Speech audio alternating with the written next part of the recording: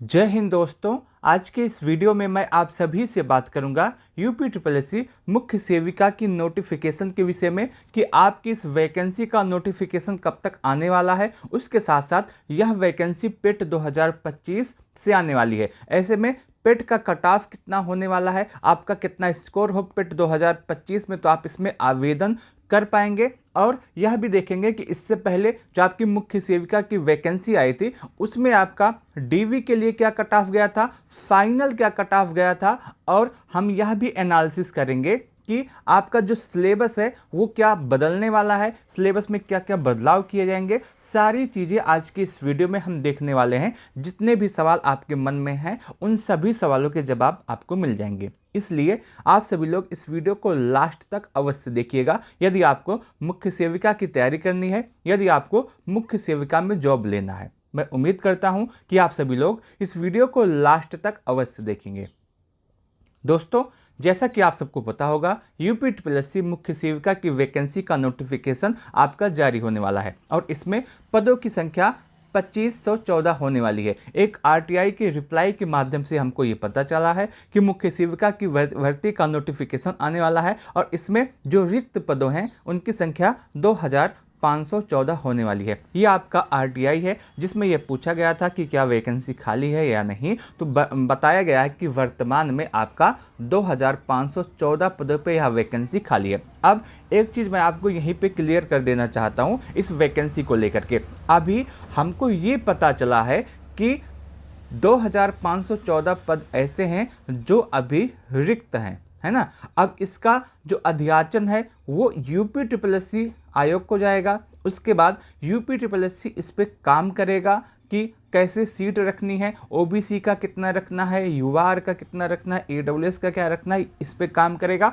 और उसके बाद जा करके यूपी ट्रिपल एस सी आपके लिए यह नोटिफिकेशन निकालेगा। तो इसमें एक लंबा प्रोसेस होता है, आप यह बात भी ध्यान में रखिएगा। ठीक है, आगे अगर हम बात करें तो यह वैकेंसी पेट 2025 से आने वाली है। ऐसे में आप सभी के मन में यह सवाल होगा कि पेट का कट ऑफ कितना हो सकता है, आपका स्कोर कितना हो, तो आप इसमें अपना आवेदन कर पाएंगे। तो अगर हम पेट के कट ऑफ के विषय में बात करें तो आप इसको लेकर के बहुत ज़्यादा परेशान होइए पेट के कट ऑफ को लेकर के, क्योंकि आयोग तो हमेशा यह कहता है कि आपकी जितनी भी वैकेंसी है उसका 15 गुना बच्चों को मेंस के लिए शॉर्टलिस्ट किया जाएगा। लेकिन अभी तक किसी भी वैकेंसी में आयोग 15 गुना बच्चों को शॉर्टलिस्ट नहीं किया है। किसी में 30 गुना बच्चों को बुलाता है, किसी में 35 गुना बच्चों को बुलाता है, किसी में 40 गुना बच्चों को बुलाता है, किसी में 45 गुना बच्चों को बुलाता है। आपकी जो वैकेंसी है मुख्य सेविका की, हम इसमें सबसे कम मान के चलते हैं कि अगर आयोग 30 गुना ही बच्चों को बुलाता है, जो आपकी टोटल रिक्त पद है 2514, इसका 30 गुना बच्चों को ही आयोग अगर बुलाता है मेंस में, मेंस के लिए शॉर्टलिस्ट करता है, तब भी आप अगर देखें तो 75,420 बच्चे इसमें शॉर्टलिस्ट होंगे। कितने बच्चे? 75,420 बच्चे इसमें शॉर्टलिस्ट होंगे। और यदि 75,420 बच्चे इसमें मेंस के लिए शॉर्टलिस्ट होंगे तो इसका जो कट ऑफ है पेट का, ये ज़्यादा से ज़्यादा 15 से 20 के आसपास जाएगा, इससे ज़्यादा नहीं जाएगा। अगर आयोग 30 गुना के बजाय 35 गुना बच्चों को शॉर्टलिस्ट करते हैं तो आप पेट का जो कट ऑफ है ये 10 से 15 नंबर के आसपास जाएगा, अधिकतम इतना जाएगा, इससे ज़्यादा नहीं जाएगा। और आयोग अगर 40 गुना बच्चों को शॉर्टलिस्ट करता है तो आपका जो कट ऑफ है 10-15 भी नहीं जाएगा, इससे भी कम जाएगा। तो आप कट ऑफ को लेकर के परेशान ना हो। अब आयोग के ऊपर डिपेंड करता है कि वो 30 गुना बच्चों को शॉर्टलिस्ट करते हैं कि 35 गुना बच्चों को शॉर्टलिस्ट करते हैं कि 40 गुना शॉर्टलिस्ट करते हैं। आप ये मान के चलेंगे कि कम से कम ही बच्चों को अगर शॉर्टलिस्ट करेंगे तब भी आपका जो कट ऑफ है ये आपका 15 से 20 के आसपास रहने वाला है, इससे ज़्यादा नहीं रहेगा। अब एक सवाल आपके मन में और आता है कि इसमें योग्यता क्या मांगी जाती है, कौन कौन से बच्चे इसमें आवेदन कर पाएंगे।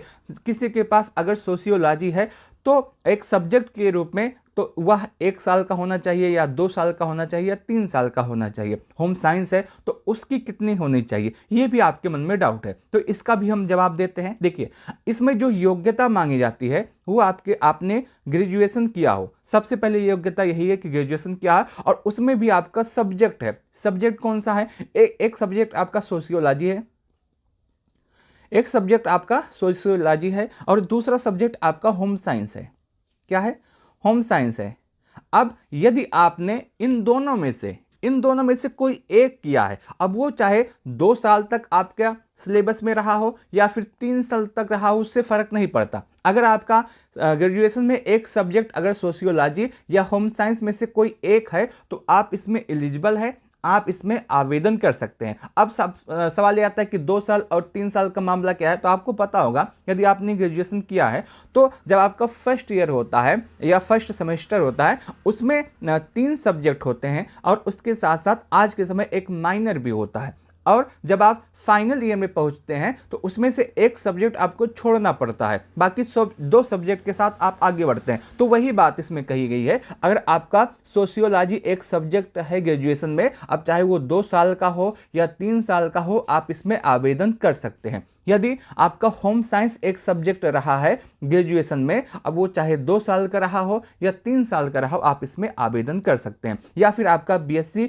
होम साइंस रहा हो एक सब्जेक्ट के रूप में, चाहे 2 साल या 3 साल, आप इसमें आवेदन कर सकते हैं। अगर आपके पास कोई भी ग्रेजुएशन में इनमें से कोई भी सब्जेक्ट है तो आप इसमें आवेदन करने वाले हैं। मैं आपको एक बार ऑफिशियल इसका डाटा दिखा देना चाहता हूं तो आप इसको और भी बेहतर तरीके से समझेंगे। ये आपका इससे पहले जो एएनएम की वैकेंसी आई थी उसका ऑफिशियल डाटा है, जिसमें बताया गया है कि आप किसी भी स्थापित विश्वविद्यालय से एक विषय के रूप में समाजशास्त्र या समाज कार्य या गृह विज्ञान या पोषण और बाल विकास के साथ कला में स्नातक या सरकार द्वारा समकक्ष मान्यता प्राप्त कोई उपाधि रखते हैं तो आप इसमें आवेदन कर सकते हैं। बस आपके पास इनमें से कोई भी एक सब्जेक्ट हो ग्रेजुएशन में 2 साल हो या 3 साल हो, इससे फर्क नहीं पड़ता, आप इसमें आवेदन करने वाले। ठीक है, तो आपके मन में जो एक डाउट था ये भी यहाँ पे समाप्त होता है। अब एक सवाल आता है, मैंने आपको बता दिया कि आपका पेट का कट ऑफ क्या होगा, मैंने आपको ये बता दिया कि इसमें एलिजिबिलिटी क्या मांगी जाती है, कौन कौन से बच्चे आवेदन कर सकते हैं। अब एक सवाल यहाँ पे आप सबका और है जो कि सबसे ज़्यादा महत्वपूर्ण है कि आपकी वैकेंसी का नोटिफिकेशन कब तक आएगा, ये वैकेंसी कब तक आपको देखने के लिए मिलेगी। मैंने आपको बताया कि अभी सिर्फ एक आरटीआई के माध्यम से हमको ये पता चला है कि इसमें पदों की संख्या कितनी है। अब आयोग क्या करेगा, इसको अपना यूपी को ये अध्याचन भेजेगा। क्या करेगा, यूपी को ये अध्याचन भेजेगा। यूपी के पास अध्याचन जाने के बाद वो इस पे काम करेगा।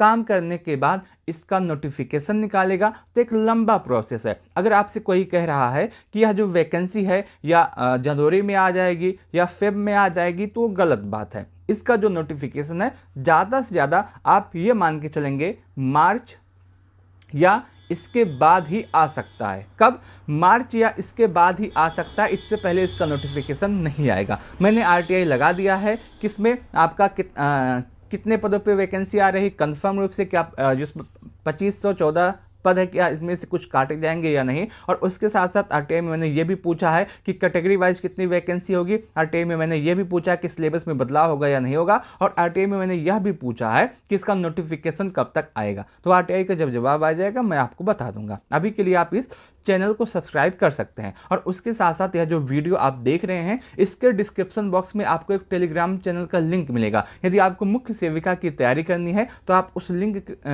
उस ग्रुप पे भी जुड़ सकते हैं, जहाँ पे आपकी तैयारी शुरू करवाई जाएगी। ठीक है, अब बात करते हैं सिलेबस के विषय में कि क्या सिलेबस में कोई बदलाव किया जाएगा या फिर आपका जो सिलेबस पहले था वही रहने वाला है। अगर हम सिलेबस के विषय में बात करें तो आप यह मान के चलेंगे, आजकल यूपी के माध्यम से जितने भी एग्जाम करवाए जा रहे हैं उसमें एक आपका कंप्यूटर और एक आपका यूपी स्पेशल ऐड किया गया है। कोई भी एग्जाम हो, यहाँ तक कि जिसके सिलेबस में कंप्यूटर और यूपी स्पेशल नहीं था उसमें भी पूछा गया है। जैसे आपका एएनएम का एग्जाम ऐसा है जिसमें सिलेबस में कंप्यूटर दिया ही नहीं गया था, कंप्यूटर में यूपी स्पेशल दिया ही नहीं गया था, तब भी आपका कंप्यूटर में यूपी स्पेशल और सिलेबस में आपका जो एग्जाम हुआ उसमें यूपी स्पेशल और कंप्यूटर पूछा गया है। आपका जो सिलेबस आएगा उसमें आप यह मान के चलेंगे कि आपका यूपी स्पेशल होगा 20 नंबर का, कंप्यूटर होगा 15 नंबर का, ये दोनों यूपी स्पेशल और कंप्यूटर 35 नंबर के होंगे। और बचेगा जो आपका 65 नंबर,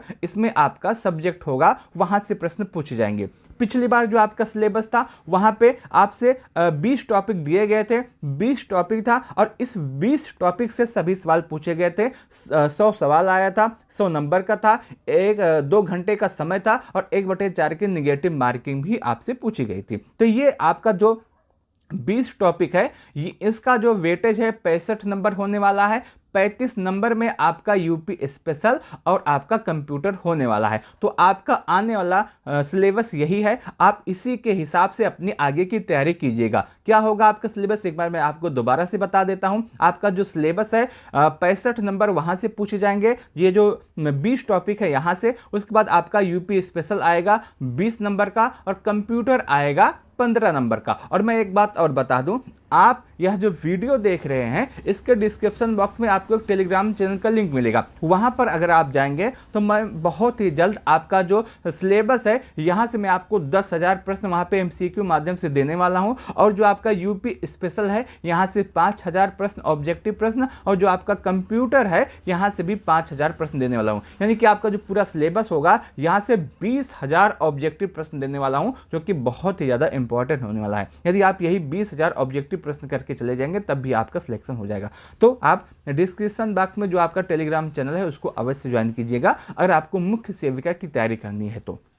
ये आपका हो गया सिलेबस का काम। अब बात करते हैं प्रीवियस ईयर के कट ऑफ के विषय में। इससे पहले जो आपकी मुख्य सेविका की वैकेंसी आई थी 2023-24 में, उसमें आपका कट ऑफ किया गया था और उसके साथ साथ आपका जो डीबी का कट ऑफ है वो क्या गया था, फाइनल कट ऑफ वो क्या गया था। सबसे पहले हम डीबी का कट ऑफ देखते हैं। आप यहाँ पे देख सकते हैं, आपके सामने इस समय डीबी का कट ऑफ ओपन है। आप यहाँ पे देख सकते हैं जो यूआर वाले बच्चे हैं या ओबीसी वाले बच्चे हैं या ईडब्ल्यूएस वाले बच्चे हैं या एससी वाले बच्चे हैं, सभी का कट ऑफ समान गया था आपका 52.4525 नंबर। कितना, 52.45 नंबर आपका सभी का कट ऑफ गया था। वहीं जो एसटी वाले बच्चे हैं उनका कट ऑफ 46.72 गया था। ये आपका डीवी का कट ऑफ है, ये फाइनल कट ऑफ नहीं है। उसके साथ साथ जो आपके दिव्यांग वाले बच्चे हैं आप उनका कट ऑफ यहाँ पे देख सकते हैं। अब उसके बाद आपका डीबी समाप्त हुआ, डीबी के बाद फाइनल कट ऑफ आया। फाइनल कट ऑफ 2025 में आता है और इसमें जो आपका फाइनल कट ऑफ गया था आप यहाँ पे देख सकते हैं।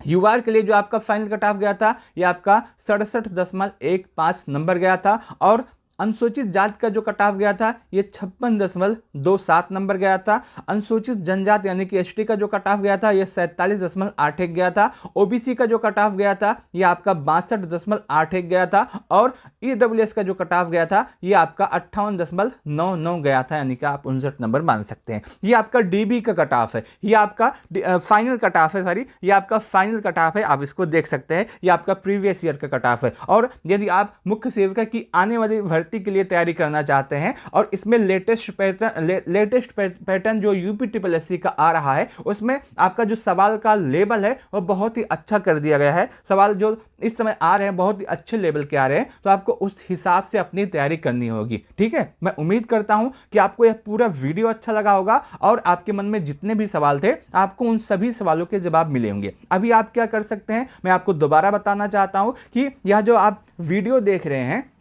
इसके डिस्क्रिप्शन बॉक्स में आपको एक टेलीग्राम चैनल का लिंक मिलेगा। आप उस टेलीग्राम चैनल पे जाइएगा, वहां पे आपको लगातार बहुत ही जल्द आपके एमसीक्यू शुरू हो जाएंगे। वहां पे मैं आपको आपका जो सब्जेक्ट है वहां से 65 प्रश्न आएंगे, यहां से मैं आपको 10,000 ऑब्जेक्टिव प्रश्न देने वाला हूं। उसके साथ साथ जो आपका कंप्यूटर का आएगा, ऐड होगा, यहाँ से 15 सवाल आएंगे, यहाँ से मैं आपको 5,000 ऑब्जेक्टिव सवाल देने वाला हूँ। उसके बाद आपका यूपी स्पेशल होगा, यहाँ से 20 सवाल आएंगे और यहाँ से भी मैं आपको 5,000 ऑब्जेक्टिव सवाल देने वाला हूँ। कुल मिलाकर के मैं आपके पूरे सिलेबस से 20,000 ऑब्जेक्टिव सवाल दूंगा, जो कि आपके लिए इंपॉर्टेंट होंगे और आप वहां से अगर पढ़ लेते हैं तो आपका सिलेक्शन पक्का हो जाएगा। मैं उम्मीद करता हूं कि आपको यह पूरा वीडियो अच्छा लगा होगा, आपको यह पूरी जानकारी अच्छी लगी होगी। यदि आपको वीडियो अच्छा लगा है तो आप इस वीडियो को लाइक अवश्य कीजिएगा, अपने दोस्तों के साथ इस वीडियो को शेयर करना ना भूलें। आपके मन में कोई भी डाउट हो, कोई भी सवाल हो तो आप कमेंट सेक्शन के माध्यम से पूछ सकते हैं, मैं आपके प्रत्येक कमेंट का जवाब अवश्य दूंगा। इस वीडियो को लास्ट तक देखने के लिए आप सभी का बहुत बहुत धन्यवाद।